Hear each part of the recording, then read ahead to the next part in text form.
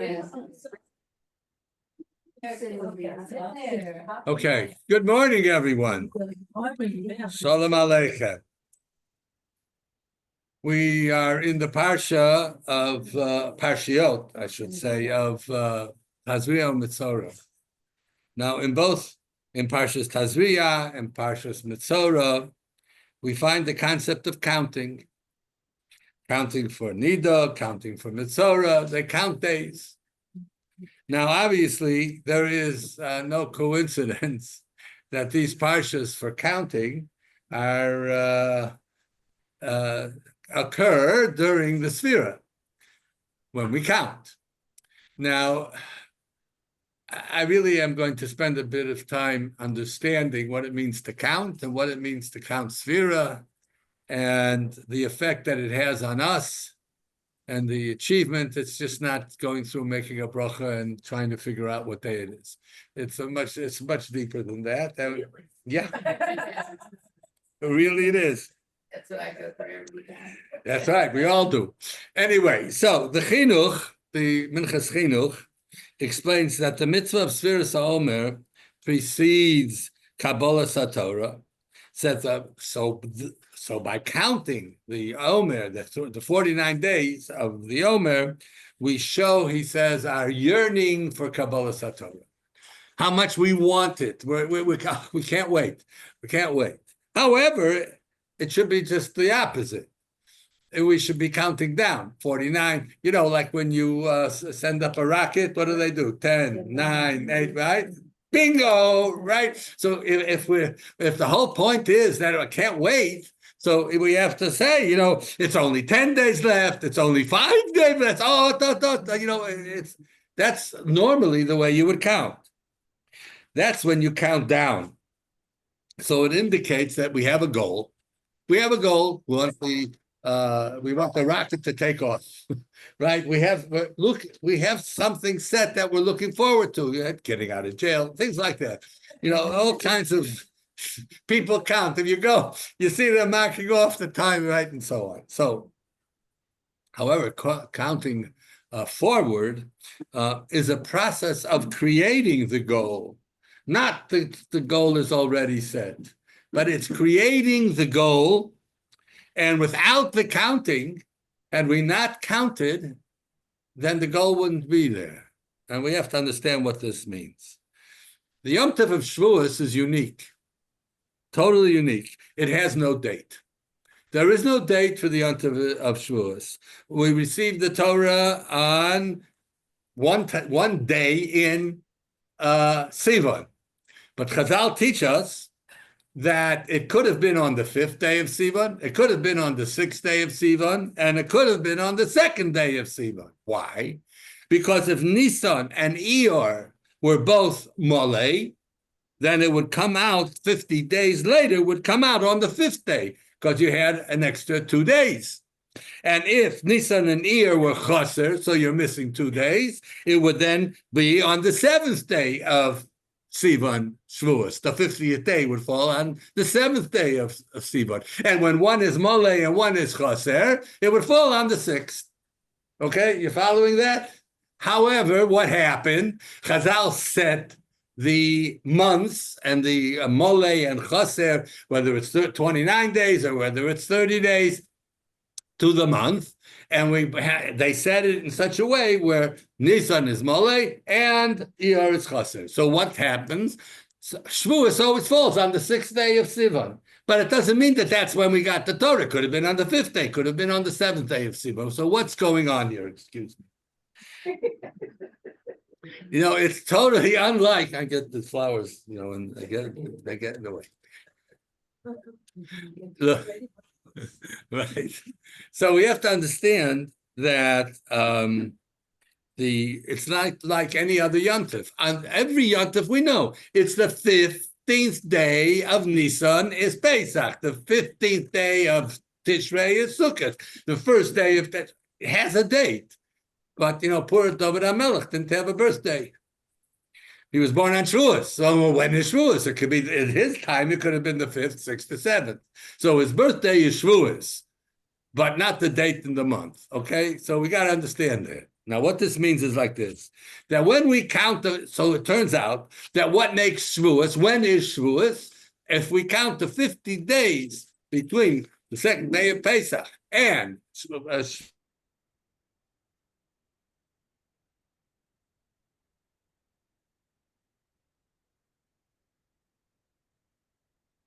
8, the goal. So Chazal tell us, when we counted the days, each day we took on a new mila, a new attribute, a new level of a midah that is favorable in Hashem's eyes, and we got rid of a bad midah.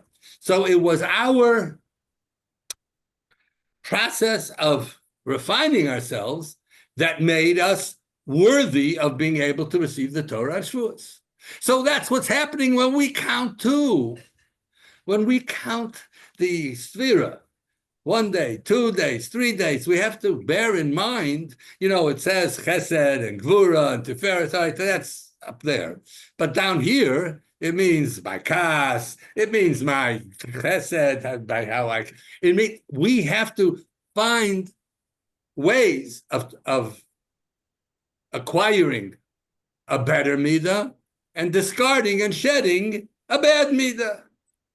And that's a very important thing. Why? Because in order to receive the Torah, we had to be in a particular state of goodness, of worthiness for Kabbalas HaTorah.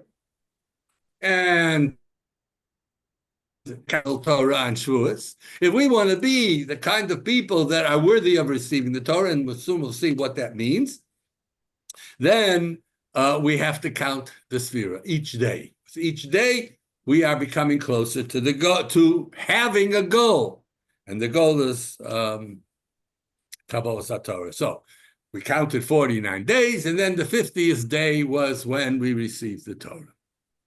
On the pasuk of Avram Zokein Bo Bayamin. Avram Avinu was old. He was coming with every single day. Every single day was always something positive and something greater. Hashem berach es Avram bakol. And Hashem blessed Avram Avinu bakol, with everything. That's what it means. Bakol, everything. Kol is everything. The Ramban, some people even say that Bakol means he had a daughter too, and that her name was Bakol. Her name was Bakol. But all right, it's a Chazal. I'm not. Rashi brings it. I'm not. Her name. He blessed him with Bakol. Bakol was his daughter. Good. Now, however, the Ramban says something else. The Ramban, he explains that the kol is a midah. This idea of he blessed him with a particular midah of kol. All of creation, everything, every aspect, every minutia within the creation seeks to reach the kol. All the pratim, all the individual things that are within the bria really need to be unified into one great, spectacular unit. It's all the history. Everything has to come together. The one unified, in science, they talk about the unified field theory, that they want to find they'll never find it because it's not physical. They'll never find that, unified field theory is that they want that one thing that caused all the matter to be the connecting point of all matter of the part of that. They'll understand how the world became into being. They're a little bit off because there's no way they'll ever get there. I feel sorry for them. It's futile because kol is everything, and it's the concept of an ultimate unity within all of creation. Why does it have to have this unity? They don't understand why, but you and I know why. Because Hashem is echad. And this creation came from Hashem. So ultimately, all the parts of the universe have to somehow come together into a unified form. In the Midas, when we list the Midas of HaKadosh Baruch Hu, So we say L'cho Hashem Hagedula, which is Chesed Hagvura, Tiferes, Netzach, Hod, Yesod, and Kichol Bashomayim Uvaoretz. Kikol. Everything has to be connected into one concept. The kol, this word kol, which means all, right? But it has many other meanings as well. It's, for example, regards. Aleichem Hashalom. Kol, let's take the word tachlis. Kol, it's a goal, right? You want to get to the kol. And then you have the word tachlis. There has a kol in the middle, right? Tachlis, yes. But it's much deeper than that. When you have a goal, you want to build a house. What's the first thing you need? Money. Thank you. No. You need something before the money. They won't give you money unless you have the plan, right? You have to have a plan. They'll give you money, but you're right. That's very important, the money. But yeah, it's in there too, and I'll show you in a minute. But so you have to have a plan. Now, what is the plan? The blueprint, right? What is the blueprint? It's a perspective or an idea of what you want at the end. Okay, so so you begin with what you want at the end, but it's not real yet, right? It's a plan. So what's the first letter of tachlis? Tough. That means what's at the end, right? Tachlis. So you have to begin with what you want at the end. What's the last letter of tachlis? A tough. It means you end up with what you started with as your plan that comes into a physical reality, right? What's in the middle? Kli. Kli. What's kli? Means. The means by which you get from the tough of the beginning to the tough at the end is everything that you need in order to build your house. That's tachlis. So it's the same way. It doesn't mean necessarily you're building a house. Whatever is tachlis, anytime there is a goal, there has to be a thought. What do I want to achieve? Ultimately, I achieve it. That's the end. But in the meantime, I need all the different necessary requirements to achieve that goal.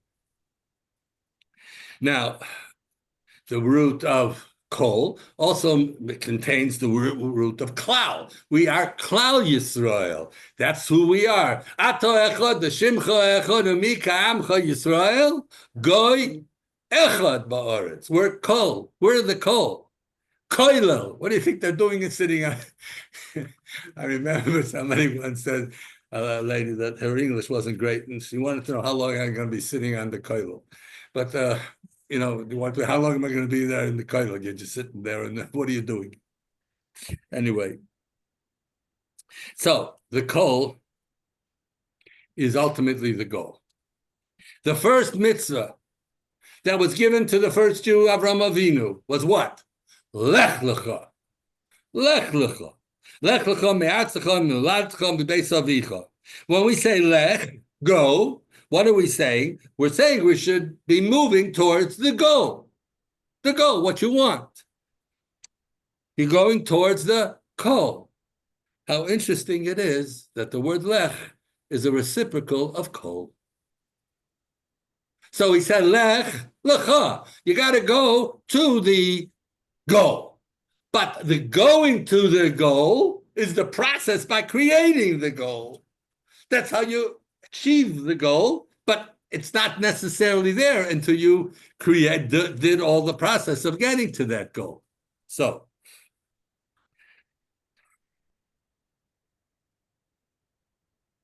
there's no tachlis waiting for us. We have to create it. That's why, by the way, it says that Adam holech la'olamo. And ultimately, in Olam Haba, it's everybody goes la'olamo. What do you mean la'olamo? It's going to la'olam haba. Why do you say la'olamo? Because we are in the process of creating our Olam Haba. Now, the word kol represents all of these ideas, only there's one level deeper than that. The gematria of kol is what? 20 and 30. Again, 20 and 30 is 50. Yes? How many days do we count? 49. To get to that's the goal. That's the goal. That's where we're going. We're counting 49 days. And when we achieve the counting of 49 days, what do we end up with? The goal. That was the original intention in the first place. What was the intention? That we should be the kind of people that are worthy of being Mekabel Torah on the 50th day. It's so amazing what's going on with the Sfiras HaOmer, which means that in Sfiras HaOmer, we have to recognize that this is what we want. We want to get to the goal. We want to get to the 50. It's everything together.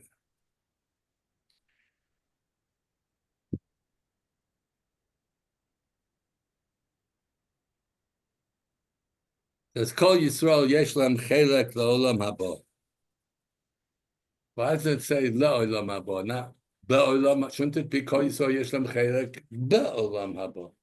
What is it? Le'olam haba. We start now in the Pirkei Avos. Say Kol Yisrael Yesh Lam Chelek Le'olam haba. Well, that's why. My wife doesn't like it so much when I say this, but she's used to it already because I say it a lot. There's no such thing as olam haba until you build it. It's going Kol Yisrael Yesh Lam Chelek Le'olam haba. Not Bill. It's not there. It's not sitting there someplace waiting for you. I can't wait till you get here.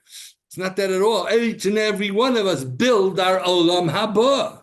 How do we build our olam haba? We build our olam haba through the preparation, through the avoda. All of our avodas Hashem is to get to our olam haba. My olam haba and your olam haba is totally different because I have my avoda, you have your avoda. We don't know what it was, but we all know that we'll all be sharing in that most magnificent experience. Now, Avraham Avinu, the first one to realize that the world lacked an awareness of HaKadosh Baruch Hu. The whole world. And can you imagine, not just those woke people, but we're talking about the entire universe had no connection to Olam Haba. He was all alone, Avraham Avinu. In order to change that, what did Hashem say to him? Lech lecha. You gotta go. You gotta move. You gotta move towards it. You want to change things? You want to change the way the world sees? Then you have to put forth your effort to work towards that goal. What's the goal? The awareness of HaKadosh Baruch Hu. And the way I act plays an important role in achieving HaKadosh Baruch Hu presence within the world. The kfira of the minim, the first ones who were apostates in Klal Yisrael, the kofrim, what was their clarion call?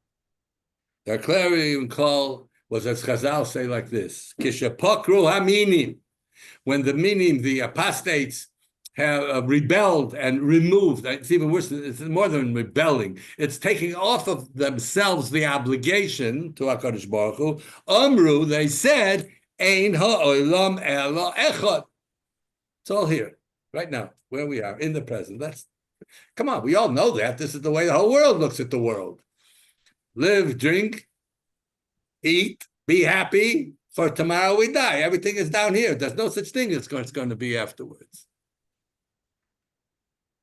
So this is the first statement of those who want to disconnect themselves from HaKadosh Baruch Hu, to deny Olam Haba, that they're not going towards everything. It's all here. It's all set here. And that's why Esav, who was his Sar, was the Yetzirah, Malchamaves, all the nasty stuff in the world, his name was Esav. Esav means he was complete. He was finished. It's here. He saw he says, and Vayives Esav es ha-b'chora. The b'chora represented our working here in Olam Hazeh to get to Olam Haba.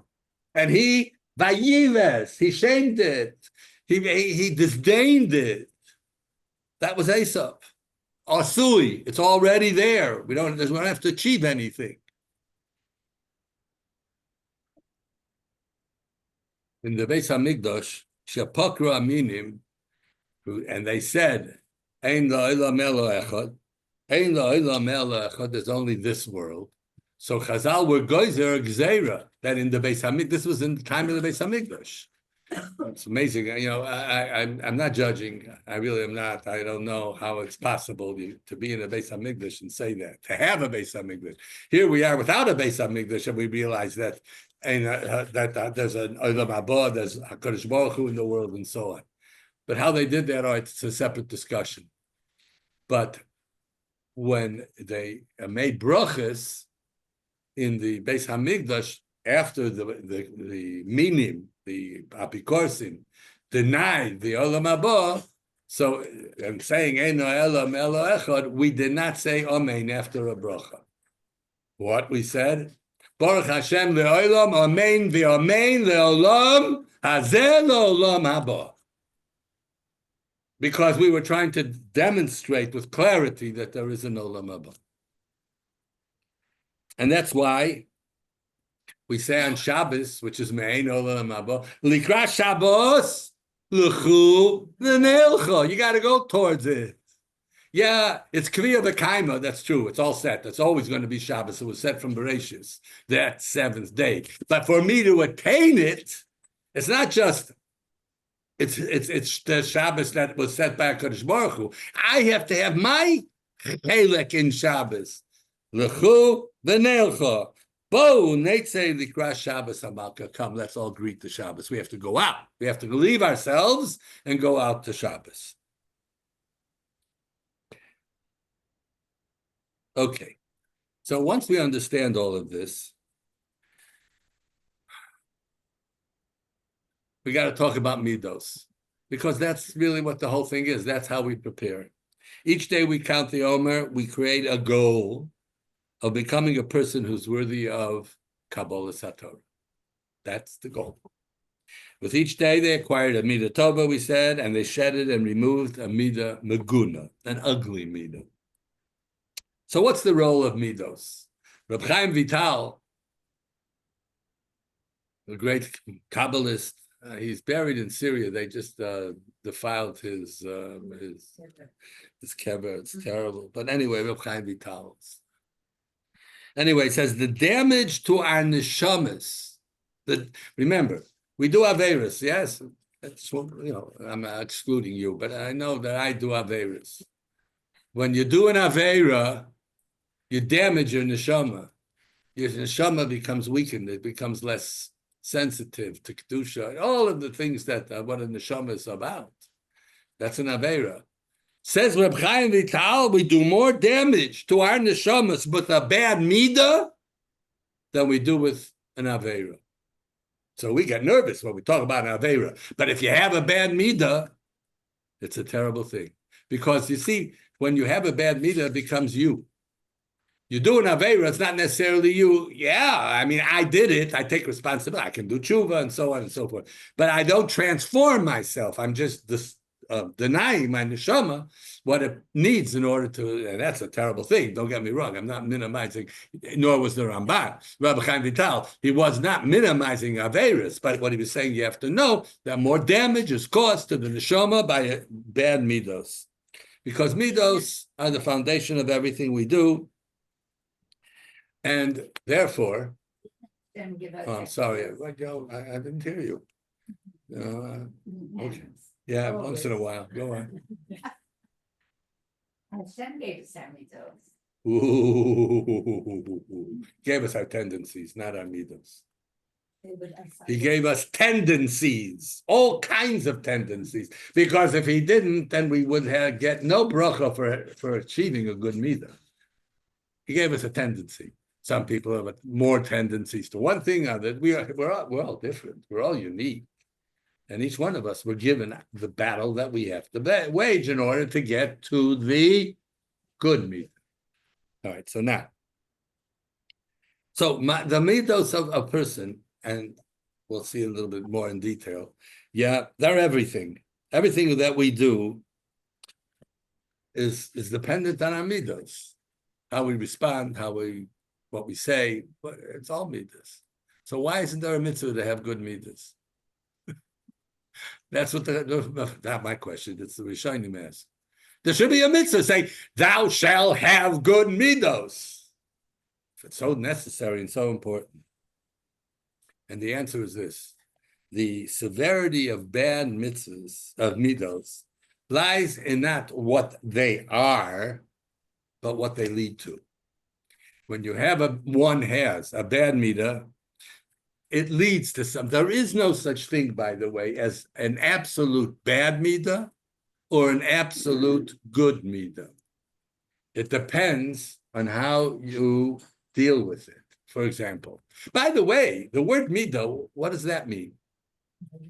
Measurement. What's that? Why are midos character traits referred to as measurements? No one. Because you can get better and better. You can measure how what you're improving. You can expand it and contract it. But it's more than that. It's more than that. As we stated, there is no absolute. In other words, there's no such thing as a full bad midah, and there's no such thing as a fully good midah. And therefore, it depends on what, on how much, when. So I'll give you an example. What do you say? Give me an example of a bad midah. Pass. Thank you very much. Pass. Kina. We're doing good. Okay. But it can be. If the kas is for education, doesn't mean you have to act with kas. You can feel kas or demonstrate kas to a degree to a student to say your behavior is not right and I am angry with you. Hashem gets angry. But the idea is in kas is very difficult to create it properly because we are so Involved. no, it's more than involved. We are so consumed by kas. Okay, all right. Now, what's kas? Kas means I don't like the way things are going. You should be doing it my way. Okay. So, but when it's used properly, kas. What about this? Whenever I speak to, well, give me a good midah. Chesed. Oh, religious. Go on. Don't want to do like Orpa. What? We don't want to do like Orpa. No, we don't want to be like Orpa. Certainly not. That's not a bad. But you want sneers is a good midah. Okay? Well, you're so frugal. Go on. I don't like that word. Go on. Give me whenever I talk to a non-frum audience and I ask, give me a good midah. What's the first thing they'll say? Love and courage. You can't even think it. Honesty. Frum company doesn't come up with that for some reason. I don't know why. We take it for granted, right? We take it for granted. But that's the first thing. So honesty, do we agree it's a good midah? Yes. So here I am being chased by a Nazi, and I'm running into your house. And I say to me, you do me a favor, please hide me. There's a guy, oh yeah, sure. I'm a Baal Chesed. Under the bed. All of a sudden, knock on the door. There he comes. Where's Silver? Whoops, I got a problem. My mother told me never to tell a lie. He's under the bed. I was honest. Is honesty a good midah? Depends. That's why it's called a midah. Depends when, how. We have to recognize that in terms of what midas are. How about hakaras hatov?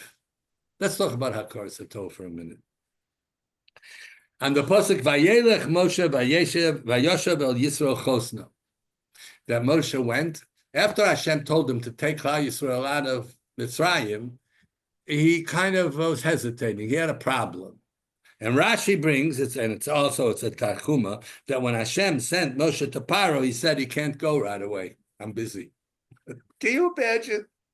Put it in, come on, in today's world. Hashem's talking to you. So you're the Mashiach.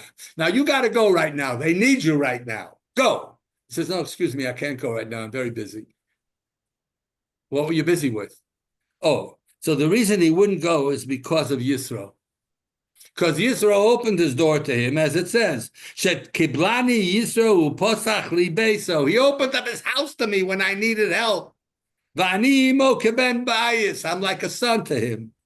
Umishu Poseach Pescho Lechavero. And someone who opens his door for his friend, Nafsho Chayev Lo. The recipient owes him his life.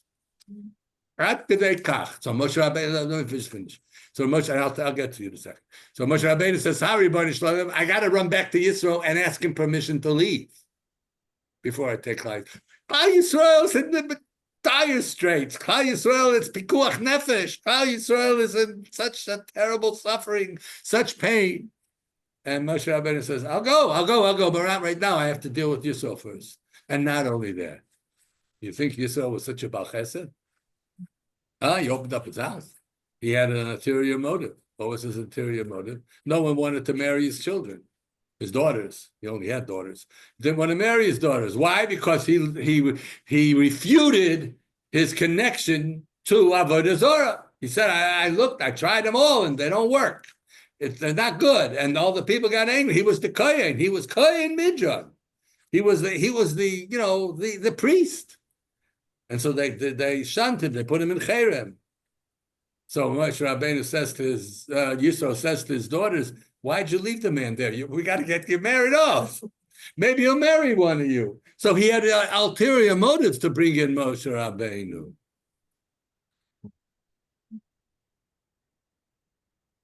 Yet we see that the midah of Hakaras Hatov is so very powerful. Eliyahu Hanavi was told to go to Sarfis, which was in Lebanon. And there was a woman in Almana that was going to take care of him, and he had to run away. And he'll take care of you. She'll take care of you. And she did.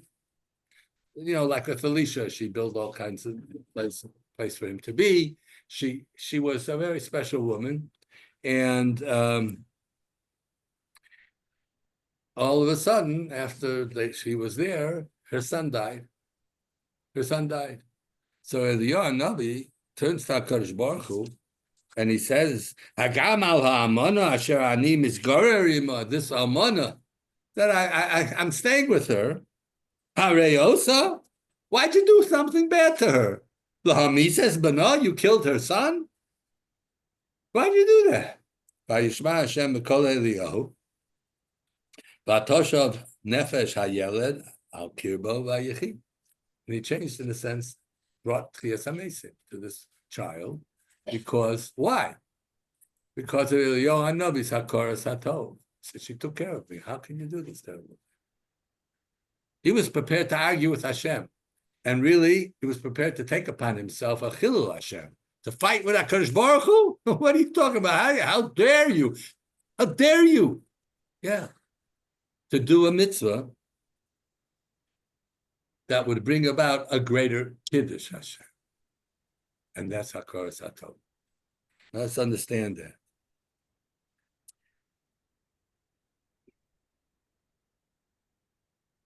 Moshe Rabbeinu, in order to put it into context, said, "Lo ish dvarim anochi." I'm not a person, what do you want from me? I can't talk. I don't have the ability to talk properly. So what's going on here? Moshe Rabbeinu, it says, "Ela dvarim asher diber Moshe." His words were Torah. What does it mean he couldn't speak? So Chazal say, you know why he said, "Oh, ish dvarim anochi"? I don't want to be the speaker. I want my brother Aaron, who was also a Navi. He's older than me. So Hashem said, okay, he'll be your Navi. He'll speak for you too. But you have to go to Paro. So you see, again, Hakaras Hatov, his older brother, is coveted. Yetzias Mitzrayim. The Hakaras Hatov that we see in Yetzias Mitzrayim, yeah. I'm sorry? Sure.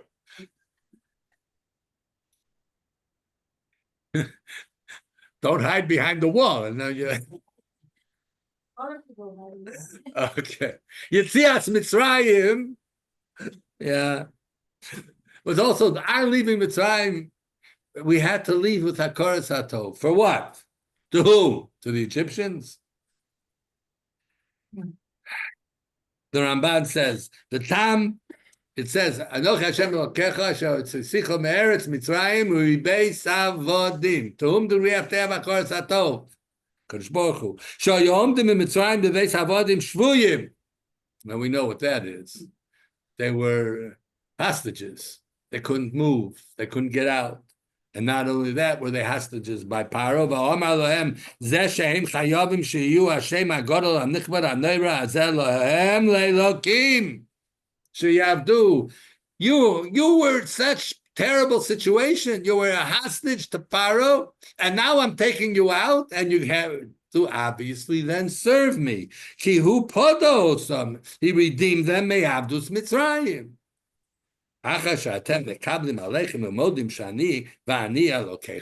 Once you recognize that I am your God, you know why we do mitzvahs? Because of Hakoras Hatov. Because of Hakoras Hatov. If HaKadosh Baruch Hu didn't take us out of Mitzrayim, where would we be? We'd still be there. I don't mean necessarily in the state called Egypt. I mean under the worldview of Egypt. We'd still have it. We wouldn't have the Torah. Gemara asks a very interesting question. Listen to this. Chamorim are a bunch of donkeys. Now we do a mitzvah with a donkey, right? It's called Peter Chamor. Why don't we do a Pecher Chatul? Why don't we do a Peter Kelev? Why don't we do a Peter anyone, all the non-kosher animals? We don't redeem them, the firstborn. Only a Petach Chamor. You know why? I'll tell you why. She'ein lecha kol echad v'echad mi Yisrael. It's a Gemara in Chayres. Ein lecha kol echad v'echad mi Yisrael. Not every single Jew, 3 million strong. Right? Doesn't say only men or women. It's everyone. Kol echad v'echad. Shalohayu imo, that didn't take with them when they left Egypt, Tishim Chamoirim, 90 donkeys, Te'unim mikaspo zavo shel Mitzrayim, laden with the gold and silver of Mitzrayim. Can you imagine? I mean, you have to understand what Mitzrayim was. Mitzrayim was the United States. They were wealthy, the biggest, the wealthiest. You imagine, they're talking trillions and trillions and trillions, right? That's all they talk about now. Tariffs and trillions and debts and money and so much money. I mean, where do you realize how much when they talk about what it's crazy? I mean, where did they get so much money? All right, 300,000 and 50,000 people paying taxes. I hear, okay, but hello?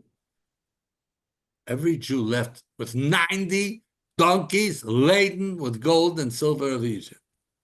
So we say thank you to the donkey. Okay, even deeper than that.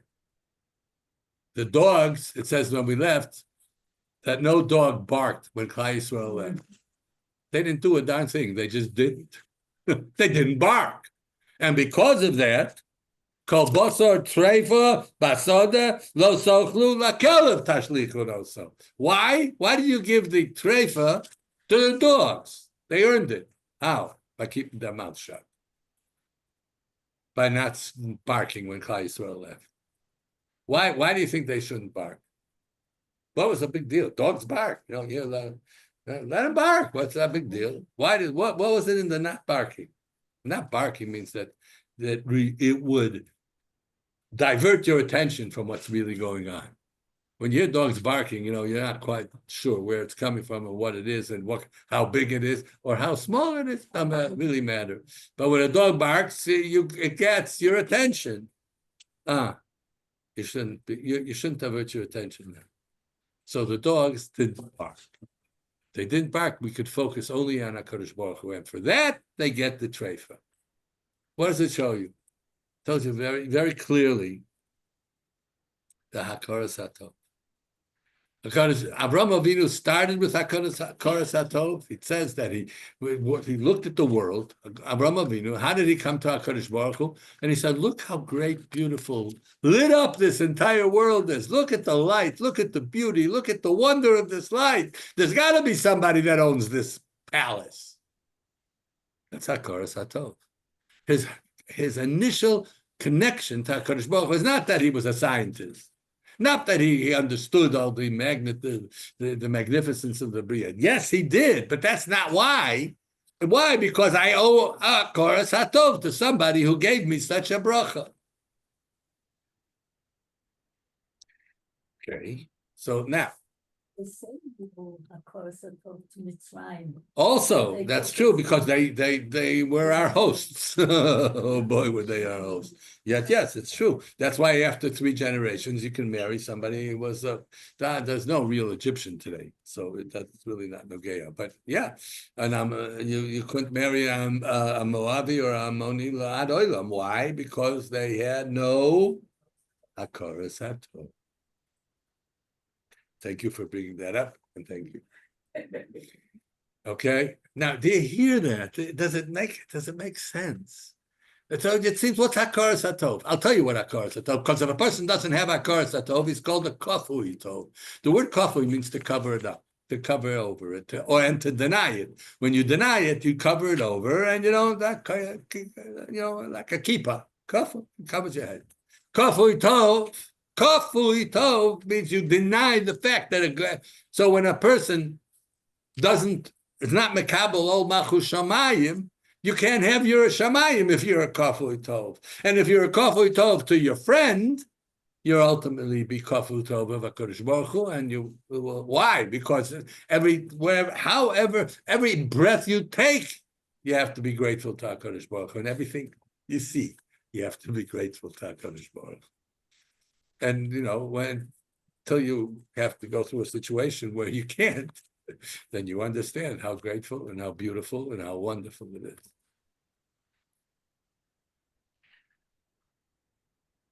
Okay. I just want to finish off. I want to finish.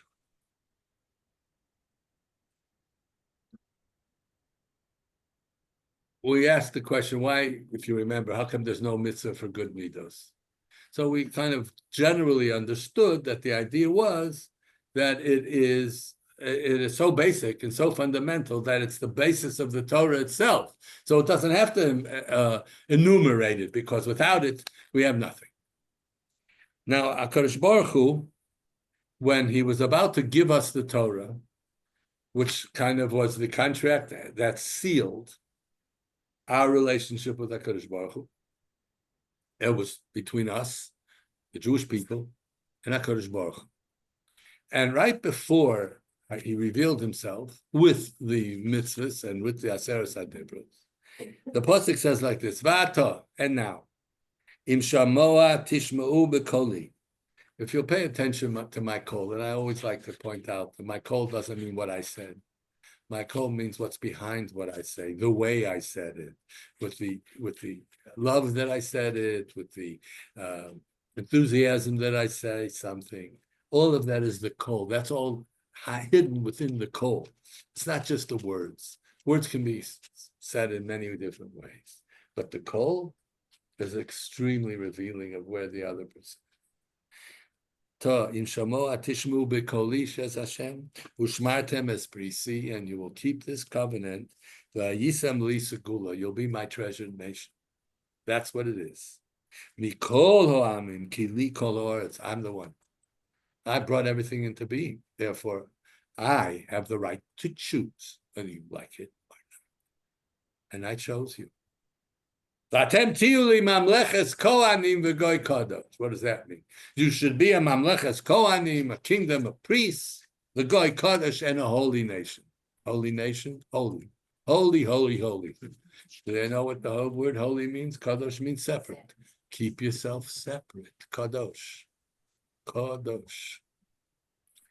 You're not like everybody else, and you can't act like everybody else. Mamlechas Kohanim v'goy kadosh ela advarim asher tedaber al bnei Yisrael. That's what you should tell them. So Hashem is giving us a insight into the preparation of Kabbalas HaTorah. The preparation for Kabbalas HaTorah are these things: that you have to be a Mamlechas Kohanim and a goy kadosh. Now, how do you do that? There's only one way that you can do that, with good midos. If you have good midos, then you're a mamleches kohanim and a goy kadosh. You're different than everybody else. If you don't,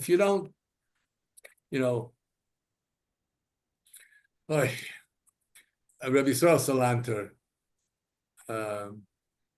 was so makbid on our midos, right? We all know that he was the head of the Muslim movement.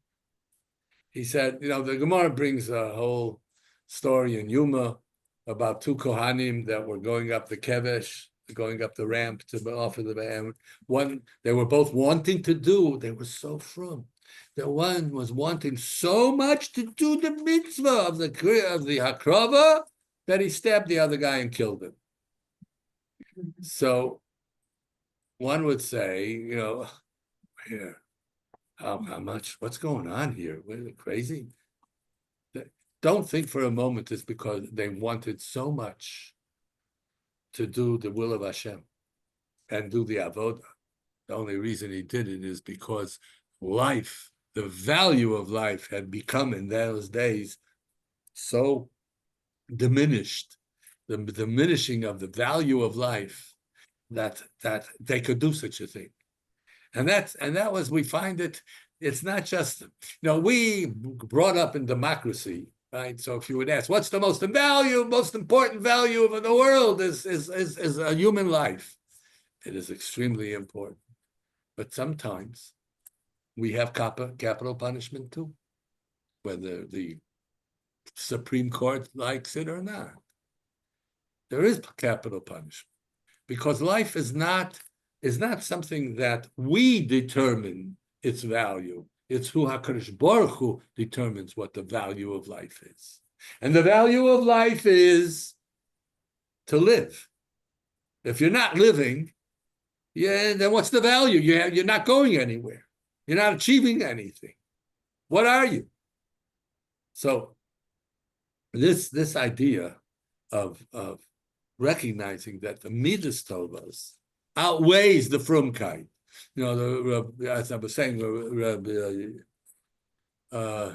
Salanter said once that someone who wants to hear the Mussar Shmuz, and wants to hear a good Mussar Shmuz, sometimes you feel like you need a little bit of Mussar, right? So you run ahead, you push everyone out of sight so you can sit right in front.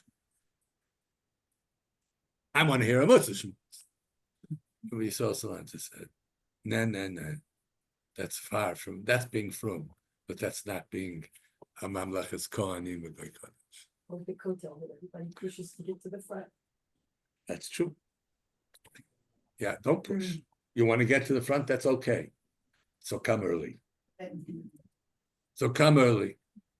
Yeah, come really early. You know what nets at the Kohlfeld feels like? I don't know if you've ever been there. Nets, it's an amazing thing. It's a hustle and bustle beforehand, they're davening and they have 50 different minyanim out there, right? And as it gets closer to nets, a little closer, they got 3 minutes to nets. Everybody's quiet. Everyone, total silence for 3 minutes. So that's a big thing in the Sayan, right?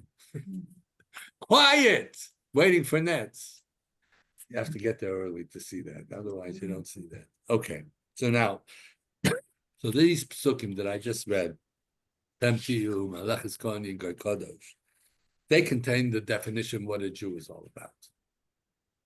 And who is fitting to be Makabel Torah. So now let's put it into everything that we've been saying up in this point.